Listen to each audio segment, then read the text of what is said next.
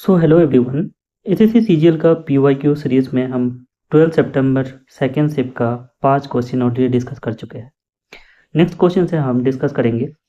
जैसे हम single single question को लेके चल रहे थे, अब हम ऐसा नहीं करेंगे बिकॉज ऑफ हमें सीजीएल के साथ साथ नेक्स्ट सीएचएसएल और सीपीओ भी डिस्कस करना है। तो इसलिए हम जो है नंबर ऑफ क्वेश्चन को बढ़ा चुके हैं और इसलिए हम आज से जो है ज़्यादा नंबर ऑफ क्वेश्चन को लेके एक ही सेशन में कंप्लीट करने की कोशिश करेंगे। तो यहाँ पे 3 लेवल ऑफ स्टूडेंट वीडियो को देख रहे होंगे, जो कि बेसिक लेवल पे है, जिसको पीवाईक्यू के through basic concept, basic approach, साथ में स्मार्ट अप्रोच और कैलकुलेटिव अप्रोच बहुत ज़्यादा से अच्छे से समझ में आ जाएगा। जो मिडिल फेज ऑफ पेपर्स हैं, जो अभी भी कॉन्सेप्ट सीख रहे हैं बहुत अच्छे से, मतलब कॉन्सेप्ट को तो पता है बट अच्छे से अप्लाई नहीं कर पाते, तो ये दोनों के लिए आप पूरा वीडियो देखिए। नेक्स्ट जो प्रो लेवल पे है, जो किसी पर से पीवाईक्यू कैसे आया उसको स्मार्ट अप्रोच से कैसे सॉल्व करते हैं, उन लोगों के लिए मैं यही बोलूँगा कि आपको अगर बेसिक क्वेश्चन को या फिर बेसिक अप्रोच को पता है तो आप वीडियो को स्किप करके सिर्फ और सिर्फ स्मार्ट अप्रोच को और कैलकुलेटिव अप्रोच को देख के यहाँ से जाने के बाद उसको घर पे प्रैक्टिस करिए, क्योंकि यहाँ पे आप बहुत टाइम इन्वेस्ट नहीं करिए। यहाँ पे टाइम इन्वेस्ट करने से अच्छा है कि बेसिक अप्रोच को देख के उसके बाद वहाँ से आप अच्छे से जो है स्मार्ट अप्रोच को अप्लाई करके अपना टाइम को सेव करिए। क्योंकि देखो मेरे हित में देखेंगे तो जितना वीडियो आप, मैं तो बोलूँगा, ये भी बोल सकता हूँ कि हाँ आप भी देखिए, बट एक्चुअल में जो है टाइम कितना हम सेव कर पा रहे हैं वो ज़्यादा इंपॉर्टेंट है एज़ कम्पेयर टू हमें जो है क्लास करने से, ठीक है ना। तो आपको अगर बेसिक पता है, ऑब्वियसली आप स्किप करके स्मार्ट अप्रोच को देखिए, उसके बाद अपने हिसाब से आप घर में प्रैक्टिस करिए। और टेलीग्राम में आप थोड़ा चैनल को ज्वाइन कर लीजिए, क्योंकि वहीं पे मैं पीडीएफ और फिर क्लास का जो अपडेट है वहाँ पे दे देता हूँ। तो आप वहाँ पे जाके एग्ज़ाम को लेके अच्छे से प्रैक्टिस कर सकते हैं, और आने वाले समय में जो एक्सपेक्टेड क्वेश्चन या फिर हम चैप्टर वाइज जो डिस्कस करेंगे तो वहाँ पे पीडीएफ वहीं पे भेजा जाएगा। तो चलिए टाइम वेस्ट ना करके हम आज का पहला क्वेश्चन देख लेते हैं। तो देखिए पहला क्वेश्चन ये बोला है, हम पहले क्वेश्चन को अच्छे से इंग्लिश में पढ़ते हैं, उसके बाद हिंदी में समझाते हैं। तो देखिए पहले इसमें बोला है, in team 75 employment and the average monthly sale of employment is 1.8 lakh. ये 30 जूनियर एम्प्लॉयमेंट एवरेज, देखिए यहाँ पे एक छोटा सा मिस्टेक हुआ है, यहाँ पे आपका ये साइन नहीं होना चाहिए था। ओके, तो यहाँ पे बोला है कि एवरेज जूनियर का जो जिसका सैलरी है वो कितना है, सेल है वो 1.2 लाख है। What is the average monthly sale of senior employment. कोई कंपनी में मान के चलिए कि 75 एम्प्लॉयमेंट है, उनमें क्या है ना, 30 एम्प्लॉयमेंट जूनियर है, और तो फिर बचा हुआ जितना एम्प्लॉयमेंट है 45 एम्प्लॉयमेंट कितना होंगे, सीनियर होंगे। अगर जूनियर एम्प्लॉयमेंट का सेल जो है 1.2 लाख होता है, तो सीनियर एम्प्लॉयमेंट का जो सेल यहाँ पे पूछा है, और आपका ओवरऑल सेल जिसको एवरेज सेल बोलता है वो आपको दे दिया गया है। नॉर्मल बेसिक तरीके से करेंगे तो इस पर थोड़ा सा टाइम लग जाएगा। ये एवरेज से पूछा गया चैप्टर से सवाल है, तो इसको हम एलिगेशन मेथड से करेंगे। एलिगेशन का एक जो कॉन्सेप्ट है, हमने उसको सीपी मतलब है कॉस्ट प्राइस और क्वांटिटी मेथड, हमने ऑलरेडी उसका फॉर्मेशन दे दिया था। ये जो होंगे, ये होंगे आपका सेल या फिर सैलरी और क्वांटिटी बेस्ड, ठीक है। तो यहाँ से भी वही चीज़ें, हम पहले बेसिक को कॉन्सेप्ट को क्लियर करेंगे, उसके बाद इस क्वेश्चन को डील करेंगे। चलिए बेसिक कॉन्सेप्ट को पहले क्लियर करते हैं और उसके बाद चीज़ों को देखते हैं। पहले मैं एक एग्जाम्पल लूँगा। एग्जाम्पल में ये लूँगा कि इसी कंपनी के थ्रू मान के चलिए जूनियर एम्प्लॉयमेंट है कुछ और कुछ सीनियर एम्प्लॉयमेंट है। जूनियर एम्प्लॉयमेंट का सैलरी जो मान के चलिए 10 है, या फिर 10,000, 10,000, 10 यूनिट कुछ भी मान लीजिए, और सीनियर एम्प्लॉयमेंट का जो आपका सैलरी होंगे वो होंगे 20। तो वैसे ही जो है अगर उनका एवरेज सैलरी में मान के चलता हूँ 15 है, तो यहाँ से जो आपका रिजल्ट आता है वो होता है क्यू। क्यू मीन्स क्या होता है, क्वांटिटी। तो मान के चलिए यहाँ से आपका डिफरेंस देखना है तो ये 5 आ रहा है, यहाँ पे आपका डिफरेंस देखना है तो ये क्या 5 आ जा रहा है। इस चीज़ का रेशियो हम ले लेंगे 1:1। देखिए एक चीज़ कि कोई भी चीज़ हो, चाहे यहाँ पे सैलरी हो, चाहे यहाँ पे सीपी हो, कुछ भी हो, यहाँ का चीज़ों को आप जो है कभी भी रेशियो नहीं ले सकते। रेशियो लेंगे तो वो चीज़ें गलत में हो जाएंगी। रेशियो अगर आपको लेना है तो ऑलवेज ऑलवेज क्वांटिटी का रेशियो ही आप ले सकते हैं, जो कि यहाँ पे मैंने लिया है। एक बात। दूसरा बात, ये जो फाइनल ऑफ एवरेज होता है, ये जो बड़े वाले का वैल्यू होता है उससे छोटा होता है, और छोटे वाले का जो वैल्यू होता है उससे बड़ा होता है।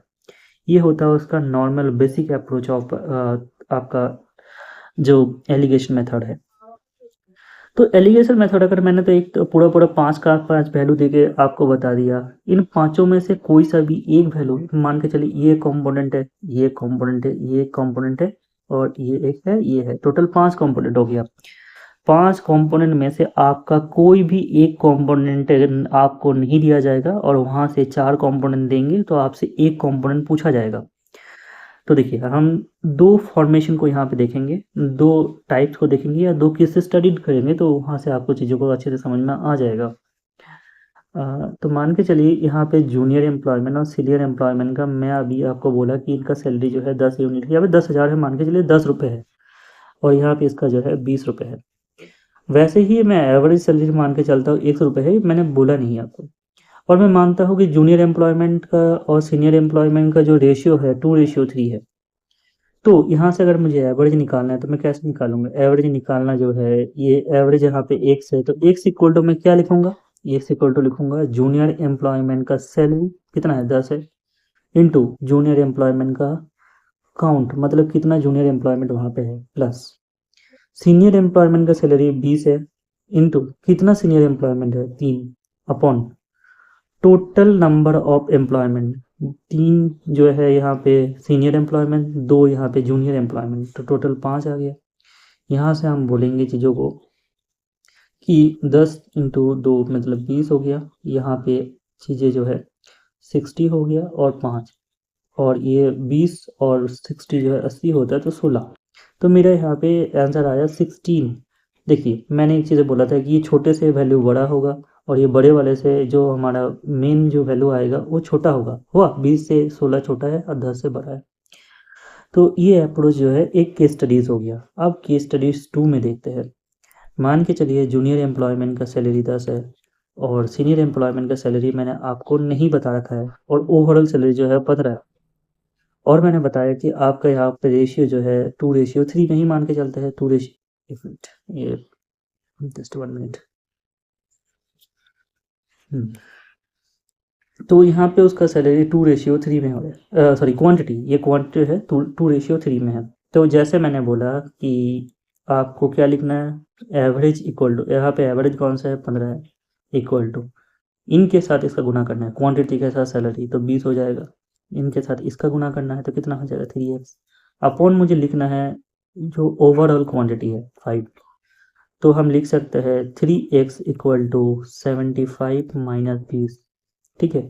तो मेरे को आ जाएगा 3x इक्वल टू 55/3, 55/3, और x इक्वल टू, ये 3 काट देता हूँ मैं, तो जो भी आ जाएगा मेरे को यहाँ से जो वैल्यू आएगा वही मेरा जो है कितना हो जाएगा, सीनियर एम्प्लॉयमेंट का सैलरी। आई थिंक कॉन्सेप्ट समझ में आ गया है। अब क्वेश्चन को हम तरीके से सॉल्व कर सकते हैं। चलिए अब क्वेश्चन में जाते हैं।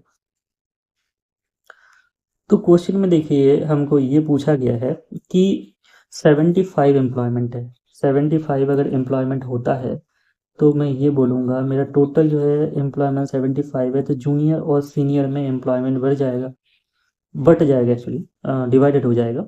तो यहाँ पे जो है जूनियर का क्वांटिटी अगर 30 है, सीनियर का क्वांटिटी तो फिर यहाँ से कितना हो जाएगा 45 हो जाएगा, क्योंकि ओवरऑल तो 75 है ना। तो ये चीज़ें हमको पता चल गया। तो यहाँ से जो है हम देख लिए कि जूनियर का जो क्वांटिटी ऑफ पीपल है एम्प्लॉयमेंट वो 30 लोग है और सीनियर में 45 है।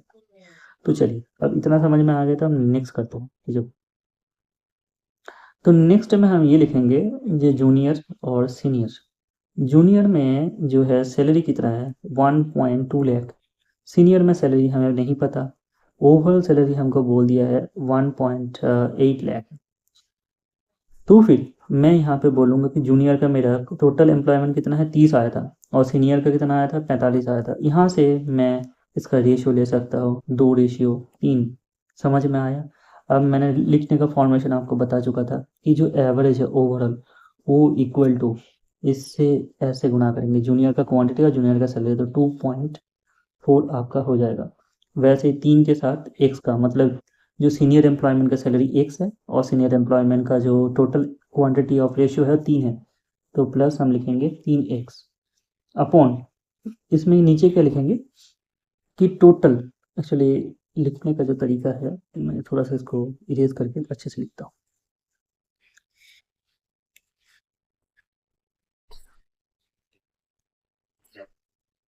तो इसको जो है 1.8 और नीचे टोटल क्वांटिटी ऑफ एप्पल जो है यहाँ पे 5 है, तो 5 है, तो 3x इक्वल टू मेरा हो जाएगा 9 माइनस 6 6 जाएगा 2.4 2.4, तो 3x इक्वल टू ये 6.6 x इक्वल टू 2.2 आ जाएगा लाख। तो ये लैख में आ रहा है, तो इसके मतलब क्या है, इतना इसका सैलरी है, कितना सीनियर एम्प्लॉयमेंट का सैलरी मैं मानूंगा। अब मेरा आंसर आ गया 2.2 लाख। आई थिंक समझ में आ गया होगा कॉन्सेप्ट के साथ अप्रोच अच्छे से, तो आपका आंसर बी वाला हो गया 2.2 लाख। अब देखिए नेक्स्ट कॉन्सेप्ट के बारे में जाते हैं। बताइए ये जरा क्वेश्चन को पढ़ के कि कौन सा चैप्टर से है, देखिए हम प्रो लेवल वाले कैसे बता पाते हैं। तो देखिए यहाँ पे क्वेश्चन में ये बोला है the price of petrol shot up 5% before the hike, the price was 82 litre, a man travel 3040 kilometre 45 kilometre every month and his car give a mileage 15 kilometre per litre. What is the increase of monthly expenditure after hike the petrol price. मान के चलिए ऐसा है कि आपके पास कोई car है और आप महीने का जो है उसमें ट्रैवल ऑन एन एवरेज करते हैं 3045 किलोमीटर, और यही कार आपका जो है 1 लीटर में कितना चलता है, 1 लीटर में चलता है 15 किलोमीटर। ठीक है, 1 लीटर में अगर 15 किलोमीटर चलता है तो टोटल पेट्रोल आपको कितना लगेगा, तो 15 किलोमीटर मैं बोलूँगा कि 15 किलोमीटर जाने के लिए मुझे अगर 1 लीटर पेट्रोल लगेगा, तो 1 लीटर एक मतलब 3045 किलोमीटर जाने के लिए मुझे पेट्रोल लगेगा 3045 अपॉन 15, तो फिर आ गया 203 लीटर। तो मुझे महीने का जो मतलब ऑयल मुझे कार में डलवाना होता है तो वो 230 लीटर है। सो यही 230 लीटर में मुझे जो है अभी पेट्रोल का दाम कितना है, 82 रुपये पर लीटर है, यही है। तो देखिए क्वेश्चन का समझाते हैं सही से कि आपको ये बोला है कि आप ऐसे 203 लीटर पेट्रोल आप महीने का भरवाते हैं। पहले जब उसको भरवाते थे तब 82 रुपये पर लीटर लगता था, अब वही 82 रुपये में 5% जो है क्या हो गया, हाइक हो गया है। देखिए शॉर्ट अप जो है और हाइक है, इसका मतलब हो जाता है बढ़ जाना। ठीक है, पेट्रोल का प्राइस जो है इंक्रीज हो जाना जिसको बोलते हैं। तो इसी चीज़ को लेते हुए हम चलेंगे कि इतना तक तो हमें पता चलेगा कि 203 लीटर हमें महीने का पेट्रोल लगता है। तो इनिशियली और फाइनल क्वांटिटी और सॉरी प्राइस ऑफ पेट्रोल कितना था, प्राइस ऑफ पेट्रोल यहाँ पे 82 रुपये था। फाइनली कितना हुआ, 5% इंक्रीज करने के बाद मुझे निकालना है फाइनली पेट्रोल का जो प्राइस कितना है। मैं मानूंगा 82 रुपये जो है वो 100% का वैल्यू है, इंक्रीज होने के बाद वो हो गया 105 का। क्योंकि किसी भी चीज़ ओरिजिनली हम 100% या बेसिक लेवल पे उसको 100% मान के चलते हैं। देखिए इसको काटेंगे तो आ जाएगा 20, 5 से काट रहे हैं, इसको भी 21 से, इसको 10 से काट जाएंगे तो इससे जो है 10 नहीं 2 से, तो 41 इंटू 21, तो मेरे को इधर से आ जाएगा 820 और इधर आ जाएगा मेरा एक्चुअली 41, तो फिर आ जाएगा 168। तो कैलकुलेशन करें मेरा जो है फाइनल प्राइस कितना आया, 86.1 रुपीज़ आ गया। ठीक है, तो पहले 82 रुपये था, अभी 86.1 है, मतलब बढ़ा कितना, इंक्रीज कितना हुआ है, इंक्रीज हुआ है 4.1 रुपये, परसेंटेज नहीं रुपये। तो यही जो है अगर इंक्रीज हुआ है तो मान के चलिए अब को पेट्रोल लगता कितना था, 203 लीटर पर मंथ, और उनमें एक एक लीटर में बढ़ोतरी हुआ है कितना, 4.1 लीटर। तो टोटल बढ़ोतरी आपका कितना हुआ है, कितना हुआ है, 4 से गुना करेंगे तो कितना आ जाएगा, 812, जीरो यहाँ पे बिठाता है, तो उसके बाद आ जाएगा आपका 203, 3, 2, 3, 8, एक दशमिक यहाँ पे है, 832.3 आ जाएगा। नियरेस्ट वैल्यू आपको बोला है तो 832 हम लिख सकते हैं। देखिए इसको मैंने गुना इस बेसिस पे किया, एक बार थोड़ा सा बता देता हूँ ये भी कैसे किया। जैसे 4.1 है ना, तो मैं इसको 4.1 ना मान के 41 मानता हूँ, तो 41 को मैं ऐसे तोड़ता हूँ, तो एक बार 40 से इसको एक बार गुना किया और उसके गुना के बाद 1 से इसको गुना करने के बाद मैंने जोड़ दिया और उसके बाद जो आया था उससे एक दशमिक उठा दिया। अगर किसी को ये ऐप सही लगे तो ये अप्लाई कर सकते हैं, अगर लॉन्ग लगे तो कोई बात नहीं, आप अपने हिसाब से भी कर सकते हो। नेक्स्ट जो है, देखिए ये वाला क्वेश्चन मुझे लगता है आपको समझ में आ गया होगा। हमने 2 क्वेश्चन डिस्कस करे, अब नेक्स्ट क्वेश्चन हम जो है डिस्कस करते हैं। पहले इसको हम अच्छे से इंग्लिश में पढ़ लेते हैं, उसके बाद हिंदी में पढ़ेंगे। तो बोला है कि ये company place an order for 20 high end laptop and some quantity of standard desktop. The price of high end laptop was 5 times that of standard desktop. Due to a mistake the price of laptop and desktop interchange in the delivery. The cost of a total bill to increase 80%. The ratio of the number of the high-end laptop and standard desktop the original order। देखिए बहुत लंबा चौड़ा question है, मुझे समझने में ही शायद इसको 10 सेकंड लग जाता है, तो इसलिए समझाने की तरीका हम जो है एक स्टोरी से देखते हैं। मान के चलिए आप किसी भी कंपनी का क्या है, एक ओनर है, तो आपने कुछ लैपटॉप और कुछ डेस्कटॉप ऑर्डर किया स्टैंडर्ड। लैपटॉप जो है आपने मुझे बोला कि आप, मैं मान के चलिए मैनेजर हूँ, आप मालिक हैं, आपने बोला कि 20 लैपटॉप ऑर्डर कर दो और कुछ मात्रा में जो है आप क्या करो, डेस्कटॉप ऑर्डर कर दो। तो मैंने बोला ठीक है 5। अब क्या बोला कि कंपनी जब उसको देख रहा है, तो मैं ये बोल रहा हूँ कि 5 लैपटॉप का जो 5 लैपटॉप बोल रहा हूँ, जो 20 लैपटॉप है, तो ये 20 लैपटॉप का जो वैल्यू है, ठीक है, और 5 जो मैंने डेस्कटॉप ऑर्डर किया है, तो उनमें प्राइस का चीज़ें यहाँ पे दे रखा है, ये वाला लाइन में देखिए, the price of the high end laptop is 5 time of the standard desktop. इसके मतलब ये होता है कि अगर एक डेस्कटॉप का प्राइस अगर 1 रुपये है, तो एक लैपटॉप का प्राइस है 5 रुपये, ठीक है। समझ में आई ये चीज़ें? अगर ऐसा है तो इतना तक हम सॉल्व करते हैं पहले, उसके बाद चीज़ों को समझेंगे। तो मान के चलिए मैं लिखता हूँ हाई एंड लैपटॉप और desktop, standard desktop. High end laptop कितना है, तो यहाँ पे 20 है, और ये मुझे बताया नहीं है कि ये क्वांटिटी में ये कितना है। हाई एंड लैपटॉप का क्वांटिटी तो 20 बता दिया है, बट स्टैंडर्ड डेस्कटॉप का हमें नहीं बताया, तो इसलिए हम एक्स मान के चलते हैं। प्राइस, प्राइस क्या है पे, यहाँ पे अगर वो 1 रुपये का है, या फिर 1 रुपये, मतलब एक्चुअली मैं बताने के लिए बोल रहा हूँ, एक्चुअली 1 रुपये नहीं, 1 यूनिट का है, तो वैसे ही वो चीज़ें कितना है, 5 गुना ज़्यादा है हाई एंड। तो कभी भी कुछ चीज़ें हम देखते हैं, प्राइस हमें, मुझे अगर टोटल खर्चा पता करना है, तो हम कैसे करते हैं कि हमने कितना सामान खरीदे हैं और एक एक सामान का वैल्यू कितना है। तो मान के चलिए ये अगर 5 यूनिट प्राइस है, और ये अगर टोटल मैंने 20 खरीदा है, तो टोटल मुझे कितना लगेगा, 100 यूनिट पैसा लगेगा। वैसे ही ये भी 1 यूनिट पैसा लगेगा, टोटल कितना पैसा मुझे लगा, दोनों को जोड़ देंगे, तो यही मेरा जो है इनिशियली इतना पैसा लगने वाला था। इतना तक जो है 2 लाइन में ये चीज़ें बताए। बोलते due to mistake the number of laptop and the desktop is interchange. ये जो नंबर है ना, क्वांटिटी, ये इंटरचेंज हो गया। तो इंटरचेंज जब हो जाएगा, तो तब हमें क्या करना है, तो तब हमें दूसरा वाला चीज़ों को लेके चलना है कि मान के चलिए अब इंटरचेंज हो गया है कि हाई एंड लैपटॉप जो है,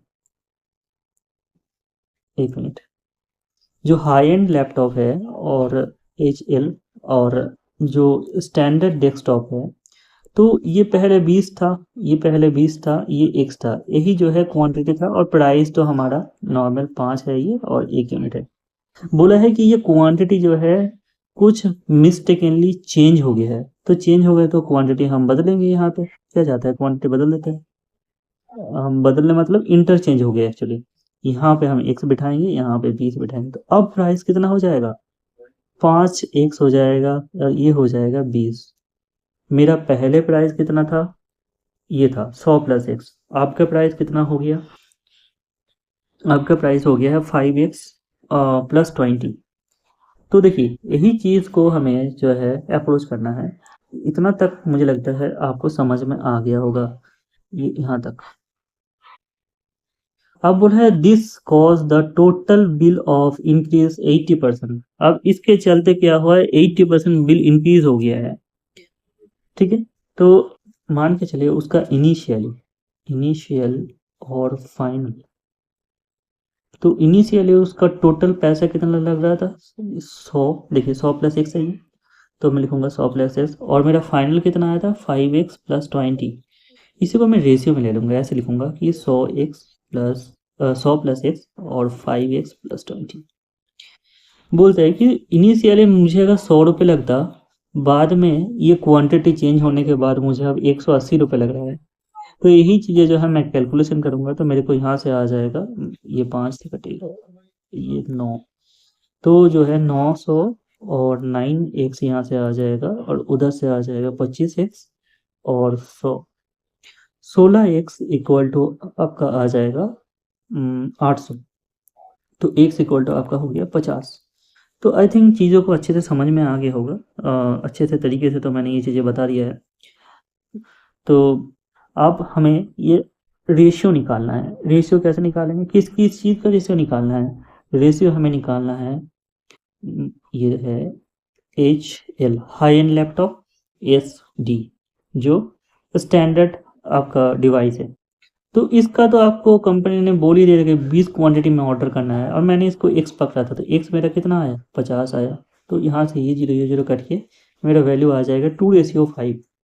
क्वेश्चन अच्छा था इसलिए टाइम लेके समझाया। ऐसे बहुत सारे क्वेश्चन नेक्स्ट हमें बहुत बार मिलेगा, तब जो है हम थोड़ा फास्टली कर सकते हैं। तो नेक्स्ट जो है ये क्वेश्चन देखिए, 9 नंबर वाला क्वेश्चन ये पूछा है कंपाउंड इंटरेस्ट से। कंपाउंड इंटरेस्ट में भी यहाँ पे आपको 2 कॉन्सेप्ट सीखने के लिए मिलेगा। एक होता है 3 ईयर और 4 मंथ के बारे में यहाँ पे बताया है। नॉर्मली जब हम नॉर्मल सवाल करते हैं तो डायरेक्ट ईयर के बारे में बता देता है, मंथ के बारे में अप्रोच नहीं किया जाता है। जब मंथ के बारे में अप्रोच करता है तब मामला जो है यहाँ पे भी इफ़ेक्ट फैलता है कि परसेंटेज ऑफ इंटरेस्ट के ऊपर भी बहुत ज़्यादा मायने रखता है। वही चीज़ें यहाँ पे हम डिस्कस करेंगे। तो पहले क्वेश्चन को पढ़ते हैं। Find the compound interest on 8000 at 12% per annum for 3 year 4 month compound annually. तो फिर कितना कंपाउंड होंगे? 8000 अगर मैं रखूँ पैसा और वो पैसा 12% में कंपाउंड इंटरेस्ट के साथ बढ़ जाए तो 3 साल 4 महीने बाद वो मुझे कितना इंटरेस्ट मिलेगा, ये पूछा है। डायरेक्ट यहाँ पे अगर 3 साल होता तो मुझे कोई दिक्कत नहीं था, आराम से कर सकते थे, बट ये 4 महीने के लिए मामला यहाँ पे थोड़ा बिगड़ जा रहा है।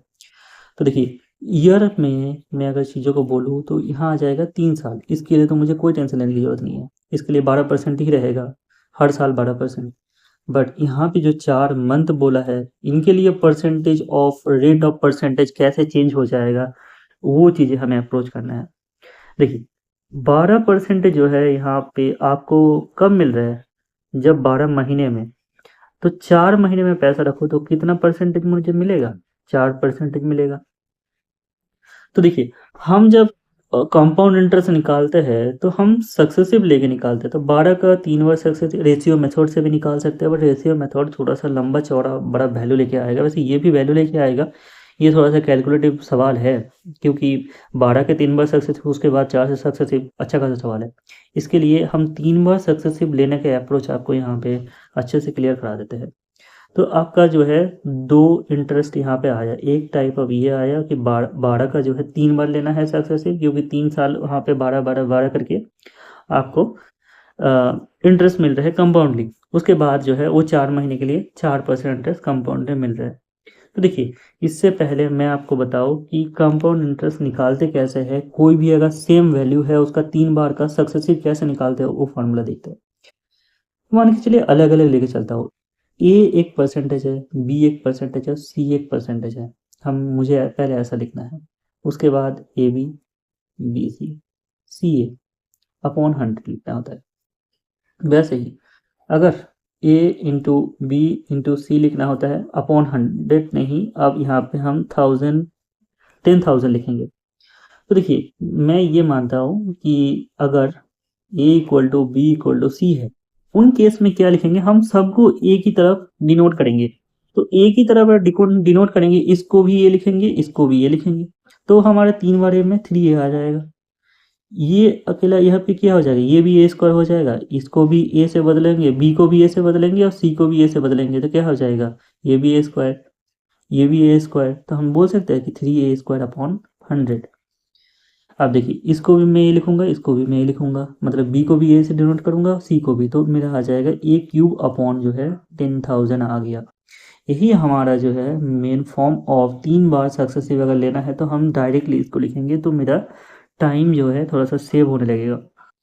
तो वैसे ही 12% को लेके हम यहाँ पे सॉल्व करेंगे। तो 12% जब लेंगे तो हमें क्या लिखना है, 3 × 12 plus 3 12 square upon 100 plus 12 cube upon 10,000। Okay, 3 12 कितना हो जाएगा? 36 हो जाएगा। 0 0 में बैठाता हूँ। ये कितना होता है? 12 12 कितना होता है स्क्वायर करके? 144। 144 से 3 गुना करेंगे तो कितना आ जाएगा? 432 आएगा। देखो 432। वैसे ही 3 क्यूब का सक्सेसिव कितना? 3 क्यूब का जो होता है 3 का सक्सेसिव नहीं, 12 का क्यूब जो है कितना होता है आपको बताना है। तो 12 का क्यूब देखो होता है 1728। ये आपको कम से कम 20 तक याद होना चाहिए थोड़ा सा नॉर्मल। तो हम यहाँ से ये बोल सकते हैं 0.1728, 0.1728। तो यहाँ से हम देखो जोड़ेंगे तो 8 2, उसके बाद ये 9, ये 4 और 0 और ये। तो आप बोलेंगे सर मैं क्या ये 4 ना लिख के सिर्फ 2 डिजिट लिख दूँ दशमिक के बाद? मत लिखिए ऐसा, क्योंकि जो है अगर ऑप्शन करीब करीब आने लगे तो आपका ये 2 डिजिट की वजह से भी बहुत अंतर हो सकता है। इसलिए अभी इसको मत करिए कोशिश। लास्ट में अगर हम देखेंगे तो लास्ट में 2 डिजिट लेके हम सॉल्व करने की कोशिश करेंगे अगर पॉसिबल है तो।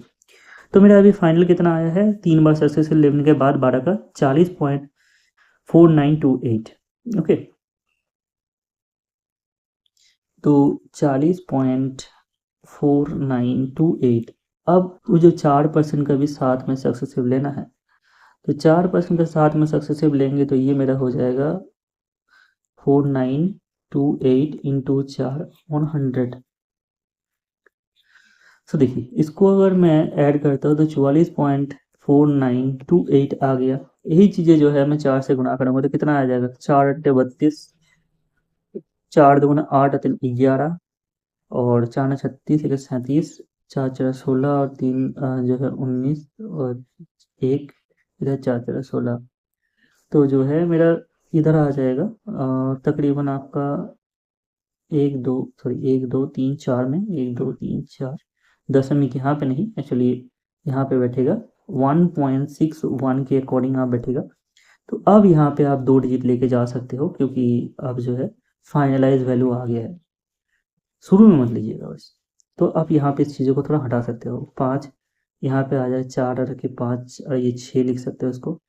और यही चीज़ें जो है आप यहाँ पे ये इसको 5 लिख सकते हो और इस वजह 45.65 के अराउंड आपका वैल्यू आ जा रहा है। ठीक है, तो 45.67 के आपका आसपास वैल्यू आ रहा है। तो यही क्या है हमारा परसेंटेज ऑफ वैल्यू है। यही इसी के ऊपर ही हमें जो है कंपाउंड इंटरेस्ट मिलना स्टार्ट होगा। तो मैं लिख सकता हूँ, अब देखो अब तुम्हारे को क्वेश्चन में बोला यही है कि जो है 8000 जो है आपका मूलधन था। तो कभी भी किसी भी चीज़ का मूलधन का वैल्यू मतलब क्या होता है कि 8000 जो है मेरा 100% का वैल्यू है और मेरा आया क्या 45.65। यही इससे मैं काटूंगा थोड़ा, उसके बाद जो है 8 से।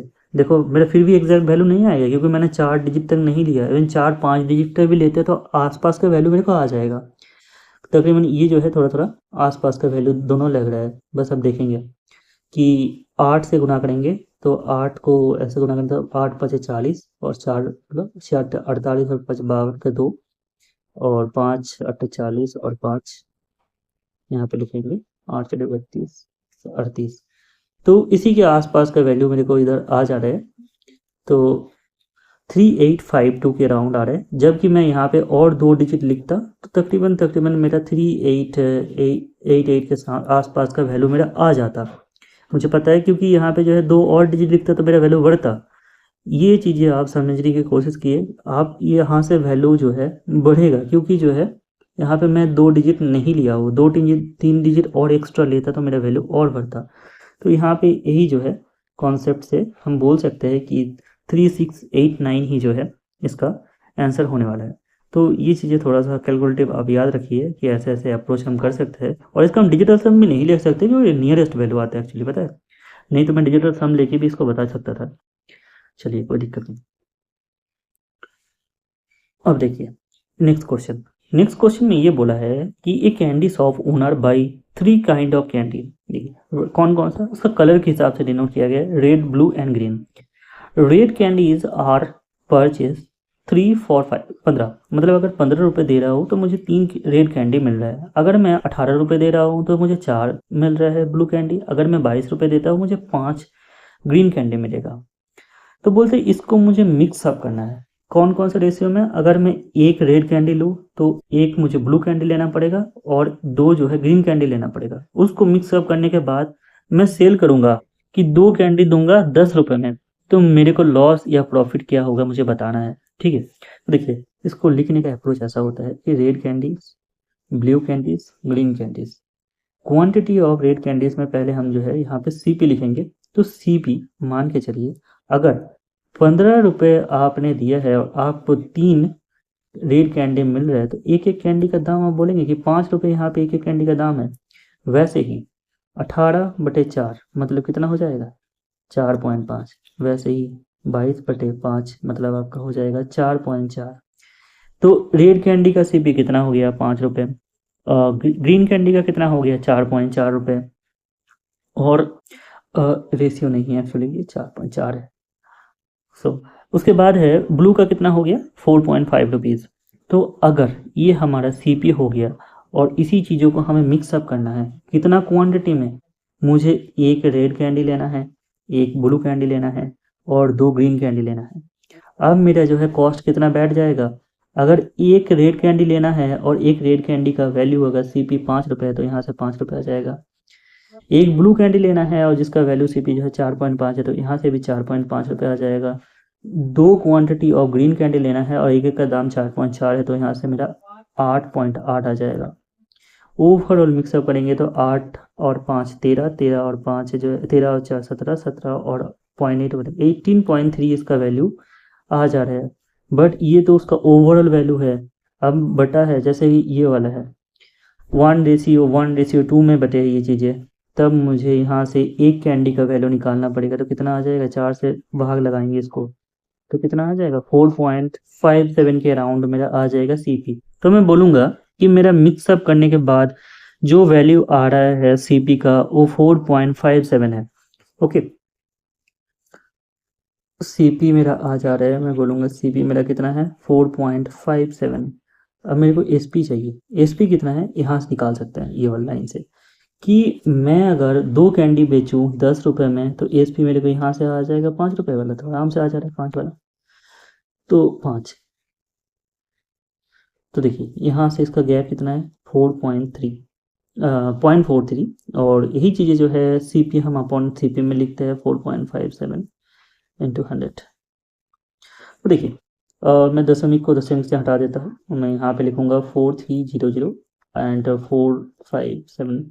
आप क्या पूरा कैलकुलेशन करेंगे? ऑब्वियसली नहीं करेंगे, क्योंकि देखिए 10% यहाँ पे है और प्रॉफिट यहाँ पे मुझे प्रॉफिट ही हो रहा है क्योंकि ये पॉजिटिव में वैल्यू आ रहा है। तो मुझे लॉस वाला देखना ही नहीं है, ये लॉस वाला नहीं देखना है। मैं अगर इसको 10 से गुना करूँगा, मान के चलिए ये जो है ये 10 से मैं अगर गुना करता हूँ तो ये ऑलवेज वैल्यू जो है 0 बैठ जाएगा। तो इससे ये चीज़ें बड़ा हो जा रहा है, मतलब कि मेरा जो प्रॉफिट परसेंट 10 से छोटा आने वाला है। तो 10 से छोटा आने वाला तो ऐसा वैल्यू जो है 9.29 है। तो इसलिए ऑप्शन के थ्रू भी थोड़ा सा देखने की कोशिश करिए, उससे थोड़ा हेल्प हो जाता है चीज़ें और मामला थोड़ा शॉर्ट डाउन होता है कैलकुलेशन में। तो thank you all of you. Next session में हम नेक्स्ट वाला सॉल्व करेंगे क्वेश्चन, 5 क्वेश्चन को लेकर।